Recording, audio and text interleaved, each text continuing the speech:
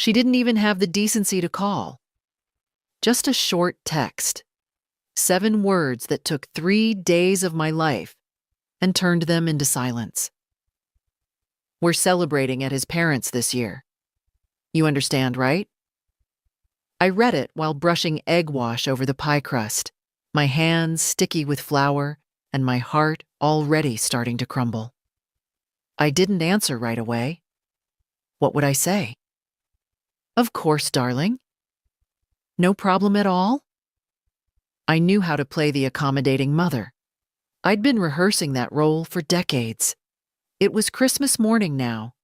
The dining room was set for 6. The good tablecloth, folded linen napkins, wine glasses polished until they caught the light. The smell of roasted turkey filled every corner of the house, its skin crisped to golden. Cinnamon hung in the air from the batch of snickerdoodles cooling on the counter. My record player hummed softly in the background. Bing Crosby, like always. Only there was no one to hear it. Just me. In a dress I hadn't worn in years, hair set the night before, lipstick freshly applied, standing in an empty living room. I sat by the window for a while, the one that faced the street, just in case a car pulled up, even if by mistake. It didn't. The snow had started to fall sometime around dawn, soft and quiet. Wilmington always got snow for Christmas. At least something stayed dependable. Eventually, I got up, poured myself a small glass of wine, and opened my daughter's Instagram stories. I shouldn't have, but of course I did. There she was, Laura, my only daughter, laughing in front of someone else's tree, one of those giant fake firs with matching ornaments. Her husband, Greg, handed out gifts in his usual collared shirt, looking like he belonged on the cover of a magazine titled Suburban Bliss. Their 2 boys tore wrapping paper like wild animals, squealing over drones and gaming headsets. The caption read, "So grateful for family time." My hands went cold. I didn't feel angry, not exactly. Not yet. Just used. Like the wrapping paper after the presents are opened, crumpled, tossed aside, no longer needed. She hadn't even told the boys. I could see that in their carefree faces. They had no idea their grandmother had spent 3 full days cooking, that she had stayed up until midnight, basting a turkey she could barely lift, that she had gone to 3 different stores to find the exact chocolate Laura used to like as a child. She'd told them something vague, no doubt.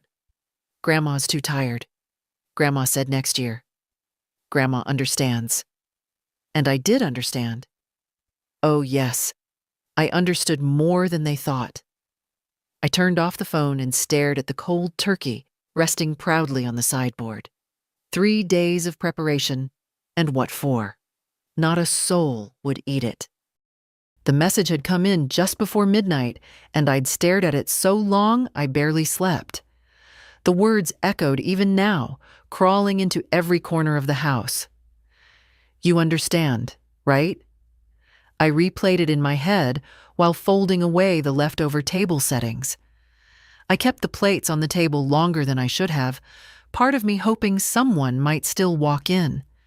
But of course no one did. The cranberry sauce had dried at the edges. The butter on the little glass dish had gone soft. I scraped the dishes into the trash, one by one.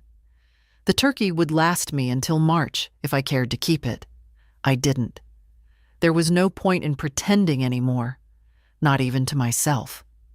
In the hall closet, I found the dress I'd planned for Christmas Eve, deep green velvet with a brooch at the shoulder. I hadn't worn it in over a decade, maybe more. It was the kind of dress that said, I made an effort. I still matter. I put it on now, even though there was no one to see it, then sat down at the vanity to touch up the makeup I'd done the night before. I looked at myself in the mirror, really looked. The lipstick was still fresh, but it didn't suit the mouth underneath. My face, lined and careful, felt foreign. When had my cheeks begun to sag like that? When had my hair turned so white at the temples?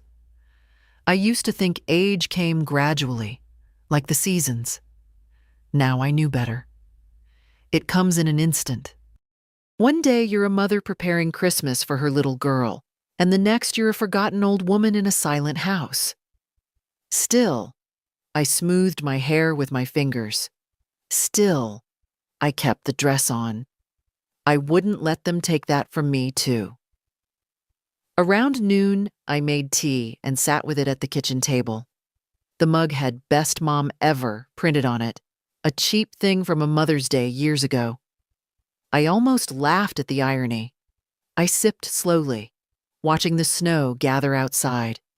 The street was quiet, no kids playing, no cars moving. Just the sound of wind pressing against the windows, soft and constant. There was a time, I remembered, when Laura used to beg me to leave up the Christmas lights until February. "They make everything happier," she'd say, tugging on my coat. That was back when she still thought of this house as home? Back when she was mine. I heard the mailbox click shut and went to check, grateful for any distraction. Inside was a single envelope, plain, white, no return address. A generic card was tucked inside, printed in gold foil. "Wishing you joy this season." Below that, in my daughter's handwriting, were 3 words. "Sorry, things changed." I turned the card over. Nothing else. Things changed. Yes, that part, at least, was true. I placed the card beside the others on the mantelpiece. Cards from neighbors, from the pharmacy, from the local community center. Hollow greetings, but still something. Laura's card looked the smallest among them, the most meaningless. Like it had tried and failed to be an apology. I thought about calling her, just to ask gently why she didn't tell me the truth sooner. Why she let me prepare everything. Why she didn't even say sorry with her voice. But I didn't call. Because deep down, I already knew the answer. She hadn't thought it would matter. The hours passed, but I didn't turn on the television. I couldn't bear to hear the canned laughter, the jingling commercials with their perfect families in matching pajamas. Instead, I cleaned the kitchen. Not because it needed it, I'd already wiped every surface twice, but because I needed something to keep my hands from trembling. By the time evening came, I'd peeled off the green velvet dress and folded it back into the tissue paper I'd kept it in for years. I slipped into my house robe, the one with the fraying sleeve.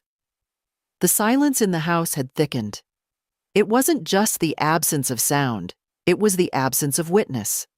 No voices, no footsteps, no curious questions from grandchildren about ornaments or what time dinner would be. Just my own breathing, my own thoughts. My own fault? I sat in the living room and let the quiet surround me. For a moment, I closed my eyes and tried to imagine them arriving after all. Laura's laugh, a little too high-pitched when she was trying to overcompensate. The kids barreling through the door with their backpacks still on. Greg pretending to be polite while checking his phone under the table. But the moment faded quickly. That wasn't coming. I knew it now with a certainty that hollowed out my ribs. When I finally opened my eyes, it was because of a sound I hadn't expected. A notification ping from my phone. My heart jumped. For a moment, I allowed myself the ridiculous hope that it might be a message from Laura, something heartfelt, a real apology. But it wasn't. It was her story update. My finger hovered over the screen. I could scroll past it. I could choose not to look. But of course I tapped it. It was a video. The kids unwrapping another pile of presents in what looked like a warm, bustling living room. Laura's caption read, "Nothing better than being surrounded by love. Merry Christmas from our family to yours." Our family. I wasn't part of that "our" anymore, was I? And then came the next clip. Greg's mother lifting a dish out of the oven, laughing. Mom's famous lasagna. Christmas tradition, Laura's voice chimed in.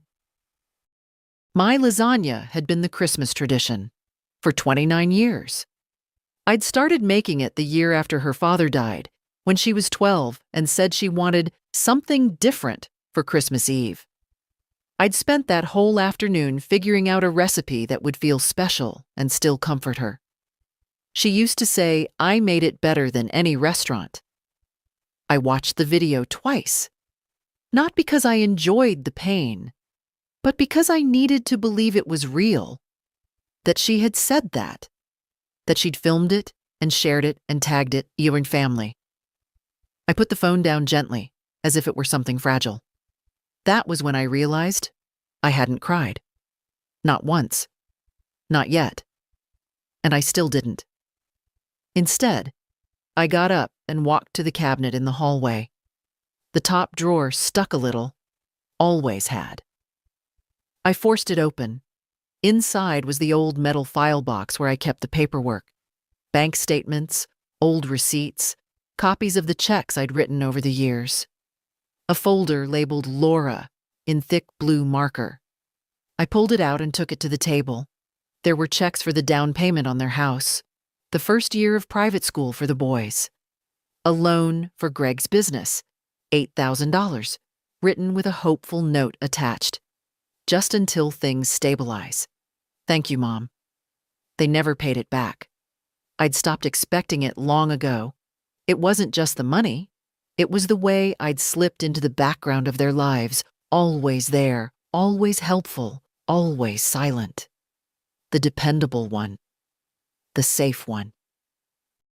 The one who could be postponed. That was the cost of being kind too long. You get mistaken for furniture. I sat at the table, surrounded by these scraps of proof, and I asked myself something I'd never dared to before. Would they even notice if I stopped helping? Would they notice if I stopped being available? Would they miss me? Or just the convenience of me? And for the first time in years, I thought, I might want to find out. I hadn't opened the photo albums in years. They sat on the bottom shelf of the living room cabinet, gathering dust. Heavy books with padded covers, gold-embossed edges, little slips of paper sticking out here and there from where I'd tucked in extra snapshots that hadn't made it onto the pages. I pulled out the biggest one and carried it to the couch, laying it on my lap like a fragile child. The first photo was of Laura's second Christmas. She was standing in the middle of the living room in a knitted red jumper with 2 missing buttons. Her father had taken the picture. I remembered it clearly because we had almost no money that year, and I'd baked cookies from leftover flour and butter, wrapping them in brown paper and string. Laura had eaten 5 of them in one sitting and declared it the best Christmas ever. I turned the pages slowly, watching her grow with each turn. Here she was at 10, grinning wide in front of a snowman. At 15, sullen in a too small coat, arms crossed, but still there. 18, her senior picture, taped in because she hadn't wanted it framed. Then her wedding, then the babies, then slowly, less of her. Fewer photos, gaps between pages. I reached one of the last entries, Christmas 5 years ago. That had been the last one where they all came. I remember because Laura brought a dish of store-bought salad and Greg kept checking the time. The boys had opened their gifts so fast they barely looked at what they'd gotten. One of them asked if they could leave early to go to Grandma Elaine's, Greg's mother. That had stung. But I'd smiled through it. I always smiled through it. I closed the album gently and set it aside. The heaviness in my chest wasn't sadness anymore. It was something else, something steadier. I was beginning to see the pattern, not just of Christmases, but of years, how I'd been slowly moved from center to margin. It hadn't started this year. This year was just when it became obvious. The doorbell rang then. I nearly jumped. No one rang my bell on holidays. Not anymore. My first thought was that it might be a mistake, a delivery gone to the wrong house. But then I heard the soft tapping against the window. 3 light knocks. I stood and opened the door. It was Emily, my granddaughter. 16, long-legged and soft-eyed, wrapped in a coat too big for her cheeks pink from the cold. "Grandma," she said, lifting one hand in a shy wave, "I brought you some pie from over there." She gestured vaguely, and I knew what she meant. Her other grandmother's house. The real Christmas party. I blinked at her, surprised. "You came all this way?" She shrugged. "I told Mom I wasn't feeling well. I wanted to see you." Her eyes searched mine for permission. I stepped back and opened the door wider. Inside, she looked around, taking in the table still set for 6, the untouched food on the sideboard, the dimmed lights. I saw her throat move as she swallowed. "I didn't know they weren't coming," she said softly. "They just said it would be easier. Less pressure for you."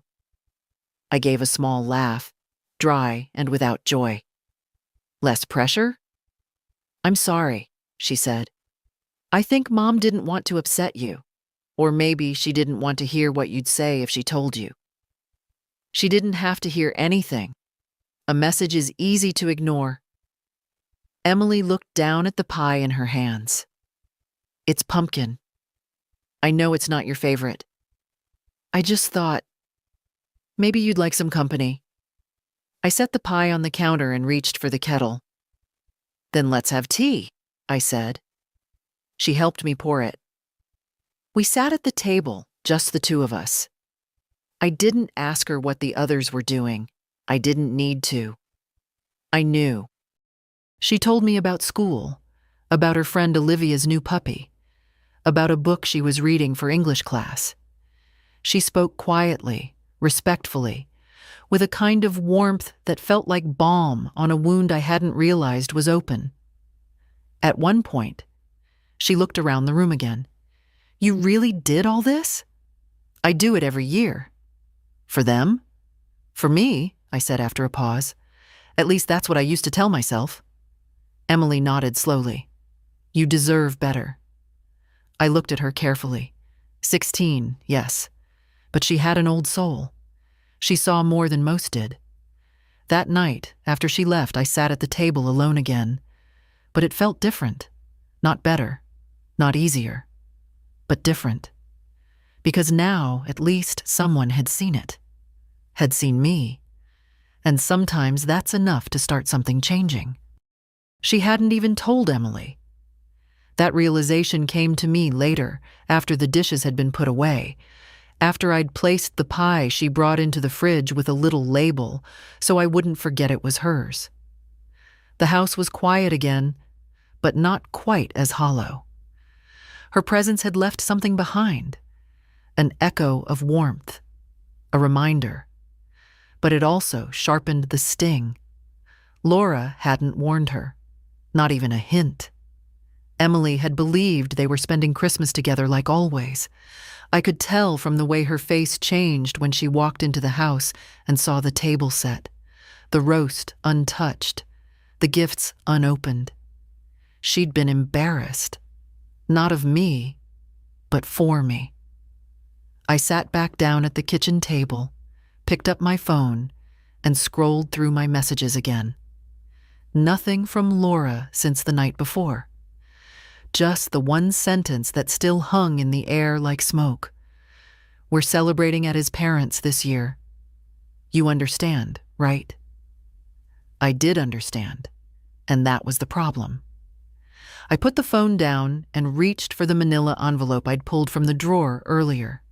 Inside were the bank printouts, quarterly summaries, regular transfers, the history of all the help I'd given over the years. Line after line of quiet generosity. Laura's tuition, first apartment, the deposit on their current house, the orthodontist bills for the boys, the bridge loan when Greg lost his job for a few months and they needed to keep up with the mortgage, and Christmas gifts. Not just toys and clothes for the kids, but checks slipped discreetly into cards, handed over with a quiet, just in case. I never made a show of it. That's not who I was. But maybe I should have. I took out a pen and a notebook and started writing down numbers. Not to keep a tally, not to demand repayment. That wasn't the point. I wanted to see it clearly, to know what exactly I had given. By the end of the page, the number made me pause. Over the last 20 years, I had transferred to them through gifts, bills, emergencies, loans never returned, just over $138,000. I set the pen down. It wasn't the money. If you'd asked me even yesterday, I'd have said I'd give it all again. Happily. For them. But tonight, something had shifted. I no longer believed they'd do the same for me. I wasn't even worth a dinner table and an honest explanation. I sat there for a long time, not moving. Then I picked up the phone and scrolled to my bank's number. The after-hours line rang 3 times before a polite voice answered. Good evening, West Garden Savings and Loans. This is Dana speaking. How may I assist you? Yes. Hello, Donna. My name is Marlene Stanley. I'd like to inquire about halting a series of automatic transfers from my account. Of course, Mrs. Stanley. May I confirm some details with you first? She went through the standard verification, birth date, address, last 4 digits of my checking. I answered calmly, my voice steady. Once verified, she continued. Now, can you tell me which transfers you'd like to adjust? All of them, I said. Every standing order to my daughter, Laura Sheehan, or to Greg Sheehan. Mortgage contributions, school fees, the monthly insurance premium for their car, everything. Dana paused. That's quite a list, ma'am. Are you sure you'd like to suspend all of them? I'm not suspending, I said. I'm ending them. Permanently. Another pause. Understood. I'll place a hold immediately. For full termination, you'll need to sign off at your local branch. We open at 9 tomorrow. I'll be there, I said. She confirmed the changes and wished me a good night. I hung up and sat in the quiet once more. It wasn't revenge. It wasn't bitterness. I didn't feel triumphant. What I felt was clarity. For years, I'd told myself I was doing what mothers do, giving, helping, smoothing the way. And maybe that's true. Maybe that's what love looks like, in a way. But love without respect curdles into obligation. And obligation is not family. They had taken everything I offered, except me. That was about to change. I woke early the next morning, before the sun had risen. The light outside was still a dull gray, the kind of winter morning that never quite becomes day. I moved slowly, not from weakness, but from intention. Each step, each motion felt deliberate, like I was settling into a decision that had waited far too long to be made. I made my tea without hurry. No radio, no television, just the soft clink of the spoon against the cup and the faint hum of the refrigerator. At 8:30, I was dressed and ready, wearing the same coat I'd worn to Laura's college graduation. Dark blue wool with silver buttons, a gift from my late sister. It still fit. Still made me feel like a woman who knew her mind. The bank was quiet when I arrived, the carpet still showing the marks from the vacuum cleaner, the windows fogged slightly at the corners from the cold outside. The woman behind the counter looked up with a practiced smile. Good morning. How can I help you? I'd like to finalize the cancellation of all automatic transfers to the Sheehan household, I said clearly. My name is Marlene Stanley. Dana from the night service placed a hold yesterday. She blinked, her smile faltering slightly. Of course. Let me get someone from accounts. I waited in a side office, the kind with old magazines and a potted plant in need of water. A man in a gray suit appeared a few minutes later, folder in hand. Mrs. Stanley, I'm Robert. Let's go over the details. He laid out the papers, neatly highlighted. There were more than I expected. Mortgage supplements, utility reimbursements, a recurring educational fund transfer labeled Ed Fund Sheehan. That's for their boys' tuition, I said. I'd like that one canceled too. He looked up briefly, then nodded. All of them? All of them. He passed me the documents. I signed without hesitation. When I handed the pen back, he paused. Would you like to designate a new beneficiary for any of the accounts? We often see clients shift support to a grandchild or… Yes, I said. My granddaughter. Emily Sheehan. Open a new savings account in her name, under my supervision for now. I'd like to redirect the tuition support there. He didn't ask questions, just nodded and wrote the instruction in the margin. The meeting was done in under 20 minutes. As I stepped back out into the cold, a strange feeling came over me. Not lightness exactly, but something adjacent. Like I had finally stepped out from under a shadow I hadn't realized I was standing in. The world hadn't changed, but I had. And that would be enough. When I got home, the answering machine was blinking. I pressed play. 3 messages.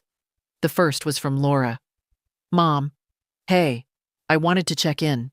I saw that the tuition payment didn't go through this morning and, I just assumed it was a bank error. Anyway, call me, okay? Love you. The second was shorter, her voice tighter. Hi again. Just wanted to say we were surprised you didn't respond to the Christmas card. The boys were asking if you got it. We hope you're okay.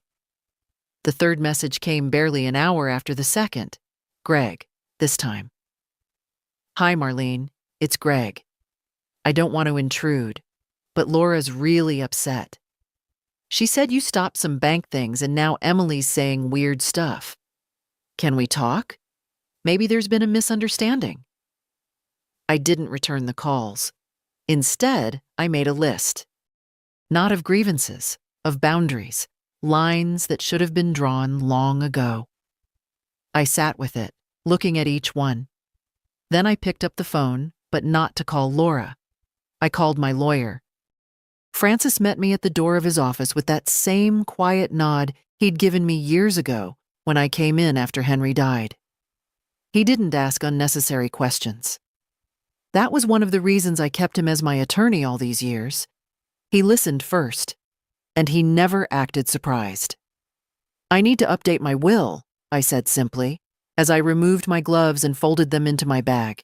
He gestured to the chair across from his desk. Of course. Same distribution, or are we revisiting that too?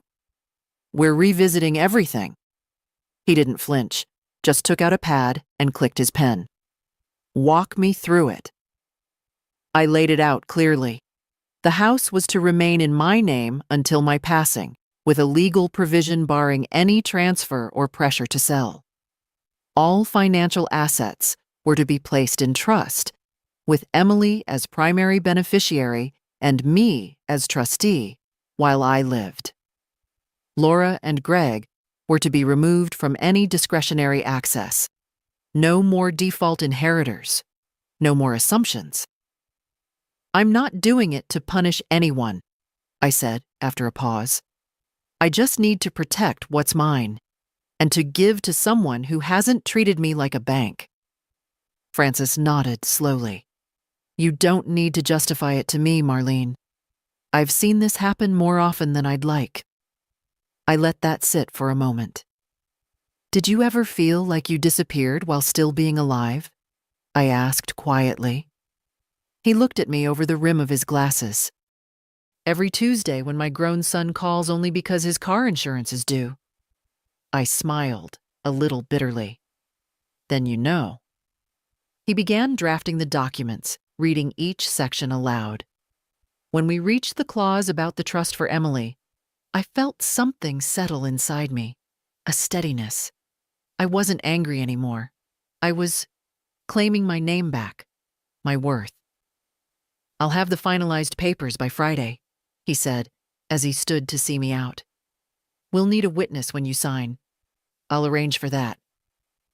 "Thank you, Francis." He touched my arm gently. "You're doing the right thing." I walked home afterward, even though it was cold. The crisp air helped clear my head. I passed the coffee shop Laura used to love as a teenager, back when we'd sit in the corner booth and she'd dream out loud about the life she wanted. I wondered if she ever remembered those days, if she ever missed them. When I got home, the mail was waiting in the box. A bank notice, 2 catalogs, and a hand-addressed envelope with my name written in a hurried, uneven scrawl. It was from Emily. Inside was a folded letter, written on notebook paper. No card, no embellishment, just her words. "Dear Grandma, I don't know what's going on exactly, but I can guess. Dad and Mom are acting weird, and I heard them arguing last night. They're saying you're overreacting and being dramatic. But I know you. You don't do things without a reason. I just want you to know I saw the table. I saw the food. I saw how you looked when you opened the door. I'll never forget it. Whatever happens, I love you, and I'm on your side. Emily." I folded the letter back carefully, smoothing the creases. Then I placed it on the mantel next to the oldest photo of Laura as a baby. And for the first time in days, I let myself cry. Not from grief, but from being seen. By the next morning, the messages had shifted tone. The first voicemail was Laura again. Her voice was thinner now, more measured. "Mom, I'm sorry if we hurt you. I didn't mean for things to come out this way. It's just, the holidays are stressful, and Greg's parents had already made plans, and I thought maybe it would be easier. I should have talked to you. Please call me." The second was shorter. "Mom, Greg says the mortgage payment bounced again. Can you please check with the bank? Maybe they made a mistake. We're getting late notices." And then a text. "We need to talk. This is serious now." I stared at the screen for a long moment before turning the phone over, face down on the table. The silence that followed felt different now, less like absence and more like calm. I spent the afternoon going through old files, reorganizing the folders. I removed Greg's name from the power of attorney authorization and placed Emily's in his place, though it would only take effect after my passing. I updated contact information on all insurance accounts. I unsubscribed from the newsletters Laura had signed me up for years ago, mostly shopping and meal services I never used. It felt like scrubbing a wall clean. When the doorbell rang around 4 p.m., I knew who it was before I opened it. Laura stood there, coat unbuttoned, breath visible in the winter air. She didn't have her usual lipstick on. Her hair was pinned up in a hurry. "Mom," she said, stepping forward. I didn't move from the doorway. She hesitated, then smiled, tight and unfamiliar. "Can I come in?" I opened the door wider, slowly. She walked inside and glanced around as if seeing the house for the first time. Her eyes caught on the table, now bare. The plates put away, the kitchen clean. "No Christmas decorations?" she asked. I took them down. "Oh." She sat on the edge of the couch, her purse still clutched in her lap like a shield. I remained standing. "I got your message," she began, though I hadn't sent any. "About the payments, the accounts, the changes." I nodded once. "They were long overdue." She blinked, then tried to laugh. "Mom, come on, this is a lot." "Yes," I said. It is. She looked up at me. Why now? I sat across from her, slowly. Not because I was tired, but because I wanted to look her in the eye. Because for years I gave without asking, without requiring thanks. I assumed love meant making things easier for you. It did, she said quickly. It always meant a lot. No, I interrupted gently. It didn't. It became expected. It became convenient.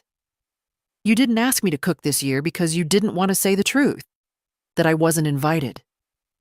Her face flushed. It wasn't like that. It was exactly like that, I said calmly. She fell silent. I saw your stories, Laura. The tree, the food, your other mother's lasagna. She looked down. I didn't ask for you to choose me, I said, but I won't keep handing you pieces of myself just to stay included. She didn't respond. She sat very still. I'm not angry, I continued, but I'm done pretending. You don't get to treat me like I'm optional and then panic when the checks stop clearing. Her shoulders dropped, and for a moment, I saw the child in her again, the one who used to crawl into my lap on stormy nights. I didn't know you felt this way, she said softly. You didn't ask. She looked at her hands. We can fix it, she whispered. We can talk about how to adjust things. I shook my head. You're not here to fix it. You're here because the money stopped. She flinched but didn't argue. I'm not shutting the door on you, I said, but I am closing the account. She looked up, eyes wet. And for the first time in a long time, I didn't reach for a tissue to hand her. She stayed another 20 minutes, trying different tones, gentle, logical, wounded, but none of it held. Not anymore. I just don't understand why you're doing this now, she said again as she stood near the door, her voice beginning to fray. It feels cruel. I looked at her squarely. Laura, I've spent decades being careful not to hurt you.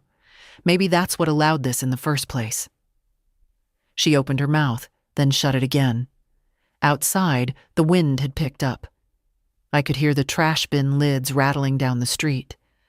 Laura looked older to me somehow in that moment, not because of her face, but because I finally saw her without the lens of obligation. Just a woman who had gotten too comfortable standing on my shoulders. I'll tell the boys you're not mad at them, she said after a pause, brushing invisible dust from her coat. I'm not, I said. And I hope one day you'll understand this isn't punishment, it's correction. She left quietly. No slammed doors, no tears. Just a strange kind of unfinished silence. I stood by the window and watched her drive off, then went to the kitchen and poured myself a glass of water. The quiet returned like an old friend, not harsh, just present. Just mine. That evening, I called Emily. She answered on the second ring. Grandma? Hi, darling. I just wanted to hear your voice. You okay? She asked, instantly alert. I'm fine. I had a visitor today. There was a pause. Mom? Yes. We talked. I think she's beginning to realize something changed. Emily didn't say anything. I could hear her breathing on the other end. I'm setting some new things in place, I continued. You'll see the documents soon, the trust, the legal updates. I want you to have some protections, not just financially. Her voice came out small. Why me? Because you're the only one who looked me in the eye that day, the only one who came. Another pause, then a tremble in her words. I'm really glad I did. So am I. We talked a little longer, about school, about the new semester starting soon. When we hung up, I felt steadier, not triumphant, just anchored. Later that night, I went through the kitchen drawers and threw out things I didn't need, old rubber bands, appliance manuals from microwaves I no longer owned, takeout menus no one ever ordered from. It felt like clearing space for something else, something honest. The next morning, Greg called. I let it go to voicemail. Then he texted, "Can we talk? Laura says things got emotional. I think we need to figure out what this means long term. Also, Emily's tuition. Will that still be covered?" She's panicking. I didn't answer. But I opened a new message window and typed only this: "Emily's covered. You are not. I didn't sign it. Let the silence speak this time." By the end of that week, the shift had reached full circulation. I hadn't posted anything, hadn't told anyone outside my lawyer and the bank, but still it spread. Quietly, efficiently, like news always does in families that thrive on unspoken hierarchies. The phone rang less now. That was its own kind of message. On Friday morning, I bundled up and walked to the bakery 2 blocks down. I hadn't been there in months. The girl behind the counter didn't recognize me, but the smell did. Yeast and cinnamon and warm dough, familiar as breath. I bought a small loaf and 2 rolls, wrapped them neatly, and walked home slowly, letting the air sting my cheeks. At home, I found an envelope on the doorstep. No name, no return address, just a handwritten note inside. "You've made your point. We get it." That was it.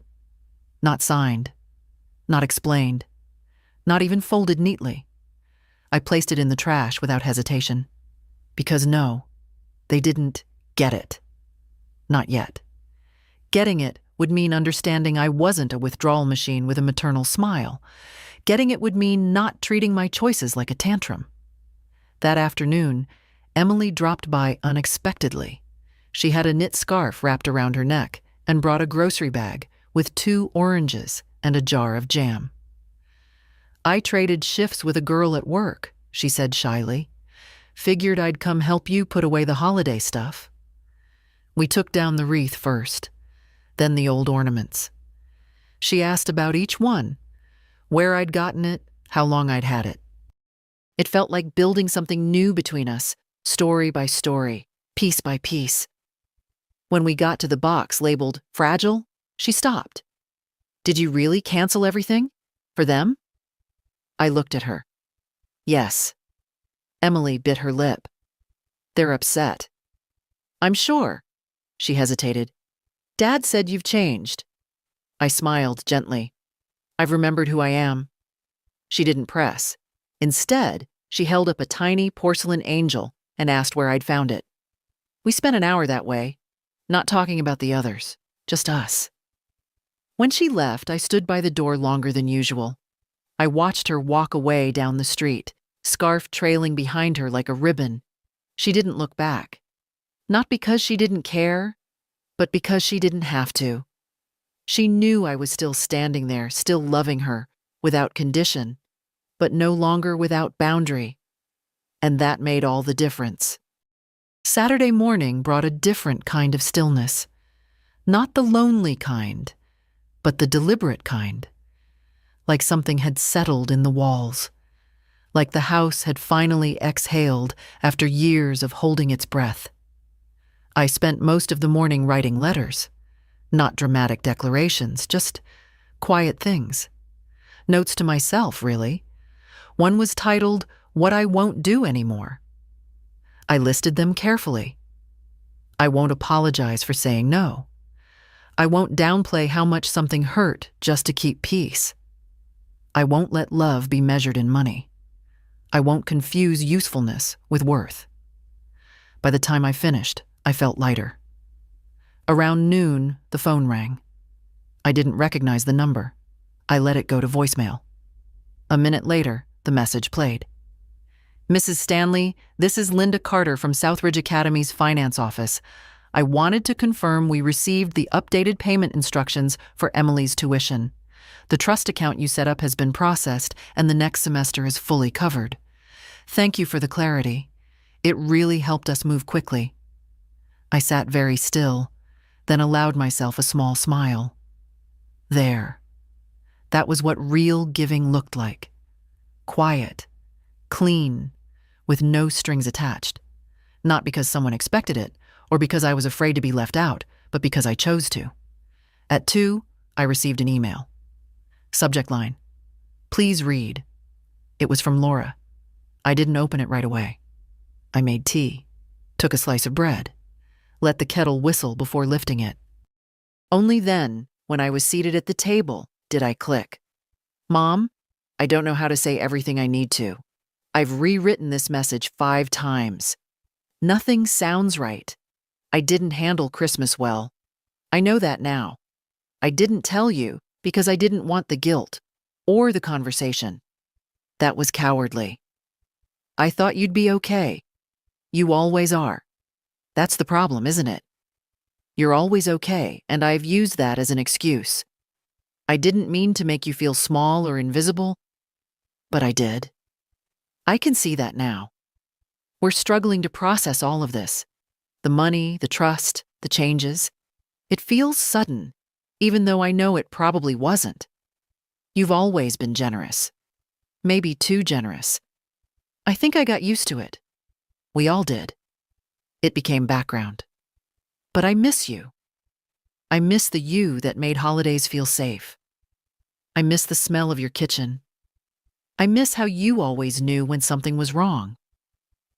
I don't want to lose you. Not like this. If you're open to it, I'd like to come over next week. Not to talk about money, just to talk. Love, Laura. I read it twice. It wasn't perfect. It wasn't an epiphany. But it was something. I didn't answer right away. Let her sit with it, I thought. Let her wait the way I have waited. This time, I wouldn't rush to ease her discomfort. This time, she would have to earn the visit. Sunday came, soft and gray, with a wind that tapped gently at the windows, like a child asking to be let in. I spent the morning dusting the tops of shelves no one else ever noticed, rearranging the books I'd read too many times to part with. It was the kind of work that didn't demand much thought, and that's what I needed. Because underneath everything, the letters, the accounts, the silence, there was still a kind of ache. Not regret. Not even sadness. Just the ache of being someone who had once been central and now lived mostly on the edges. I was folding laundry when the doorbell rang. Not a visitor, a delivery. I opened the door to find a young man holding a large box, carefully sealed and marked perishable. He smiled and handed me the receipt. "It's a meal kit," he said. "All prepped, just needs heating." I stared at it. "From who?" He checked the receipt. "Greg Sheehan, says with love." I didn't invite him in. Just nodded and took the box. Inside, I placed it on the table. Chicken parmesan, garlic bread, a bottle of mid-range red wine, and a note in Greg's handwriting. "We know things have been tense. Maybe dinner can be a bridge." I looked at the packaging. Branded, neatly portioned, carefully curated. I stood there for a full minute, then quietly walked to the kitchen, opened the fridge, and slid the entire box onto the bottom shelf without unpacking it. Let it sit there. Let it wait. Later that day, I received a second message from Laura. "No pressure about meeting, Mom. Just wanted you to know we're thinking of you. Boys drew some pictures for you. We'll send them soon." I didn't reply. I wasn't punishing her. I just needed space. For decades, I'd jumped to reassure, to explain, to fix. Every little discomfort in the family became mine to soothe. Not anymore. Now they would learn the weight of their own silences. That evening, I went to the drawer where I kept my stationery and pulled out a pale blue envelope. I wrote just 2 sentences. "Emily, darling, tuition is handled, and so are you. You'll never be left wondering where you stand with me." I placed it in the mail slot, picturing her reading it, knowing without a doubt she was my priority. that she wasn't caught in this to be pulled one way or the other. The house was still quiet, but I was no longer waiting for the silence to break. I was building something in it. Monday morning arrived with a brittle blue sky and a sun that only pretended to bring warmth. I stepped outside just long enough to bring in the mail, bundled in my coat and scarf, the air sharp on my cheeks. Inside the mailbox, among catalogs and a credit card offer I didn't need, was a thick envelope from Francis's office. I brought it to the kitchen table, made tea, and opened it with slow fingers. Inside were the finalized documents, the updated will, the trust paperwork for Emily, the official letters of revocation for previous financial authorizations. Each page crisp, precise, necessary. I signed them one by one. No hesitation, no tremble in the hand. When I was done, I called Francis. "Everything looks correct," I said. "I'll bring the originals this afternoon." He cleared his throat gently. "You've handled this with rare clarity, Marlene." "I'm done handing out clarity in whispers," I said. "Now it's in writing." After lunch, I walked the documents to his office, dropping them off without ceremony. The receptionist, kind-faced and always a little too nervous, offered me a cookie from the tin on her desk. I took one. Oatmeal raisin. Just sweet enough. When I returned home, a package was waiting on the porch. Emily's handwriting on the label. Inside, a scarf she had knitted, 2 photographs of us from past holidays, and a small card. "Thought you might want something soft for the cold days. I miss you already. Love, M." I pressed the scarf to my face and inhaled. Lavender, wool, a trace of her. That evening, I placed the signed documents in the fireproof box beneath my bed. My affairs were in order now, not as a threat, but as protection. My voice, preserved on paper. The next morning, I received a short email from Laura. No apologies this time. No warmth either. "Mom, we've received word from Francis about the will and the trust. I don't really know what to say. I guess this is final then. Just one thing. Please don't let this divide the family more than it already has. The boys still need to see you as their grandmother, not someone who turned her back on us. L." I read it 3 times.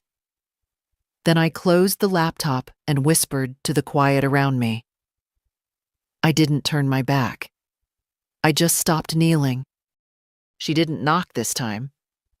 The car pulled up quietly around noon. Silver SUV, the same one they bought last year when Greg got his bonus, and I co-signed the loan.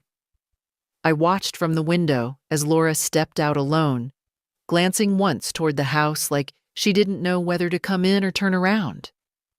I opened the door before she reached it. "Hi," she said.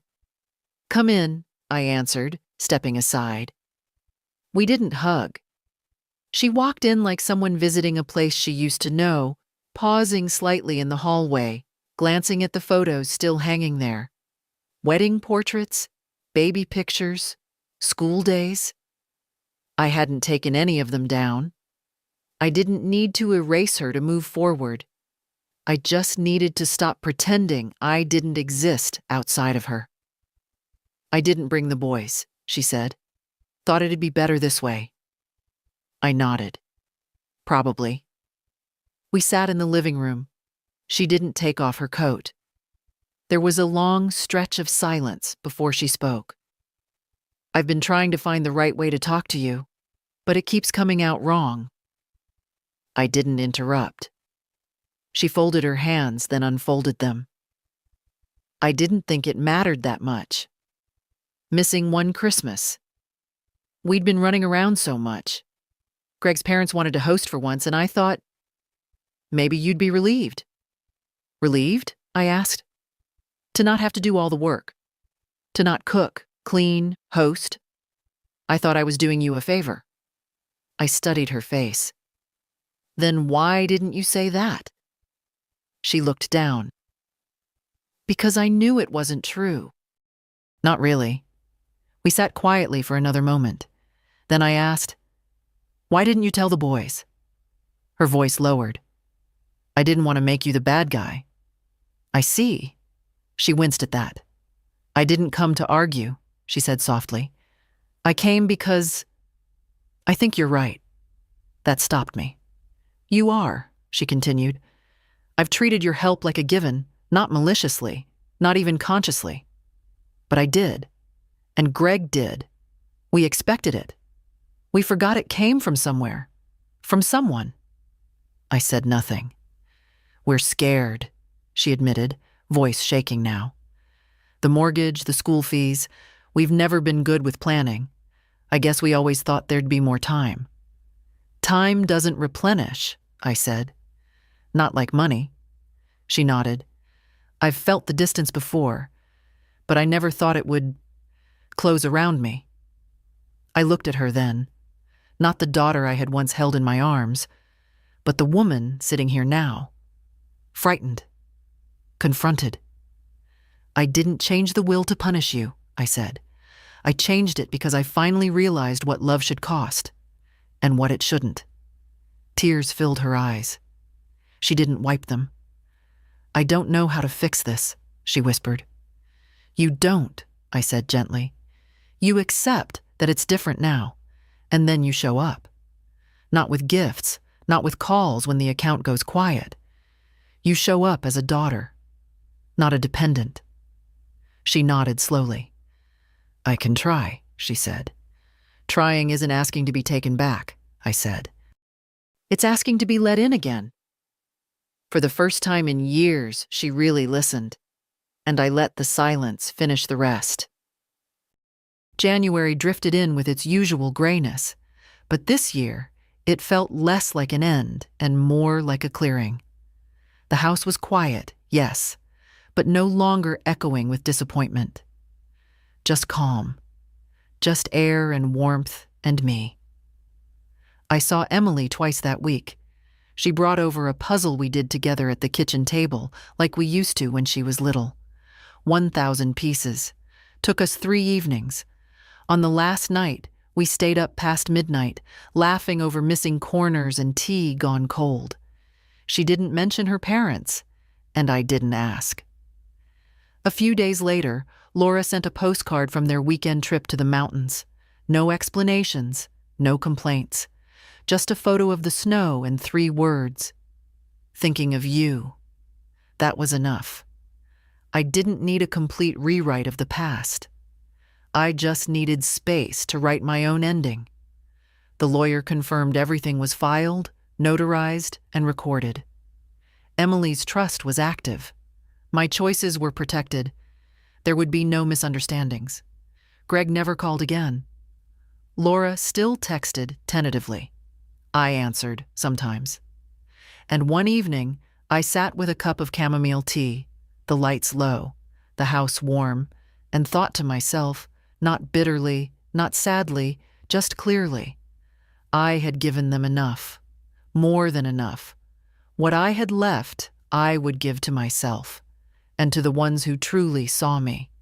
Maybe that's what aging is in the end, not shrinking, but returning to size. The size you were before you bent to make room for others. And if you're reading this, if you've ever felt yourself getting smaller to stay loved, to stay needed, to stay safe, then let me say this plainly. You don't have to explain yourself. You don't have to keep handing over your piece to stay included. You don't have to be anyone's silent certainty. Let them wonder where the warmth went. Let them feel the cold they left you in. And if this story found something in you, if it sat quietly beside your own memories, then don't keep it to yourself. Share it. Leave a comment. Save it for the day you need to remember. You are not invisible. You never were.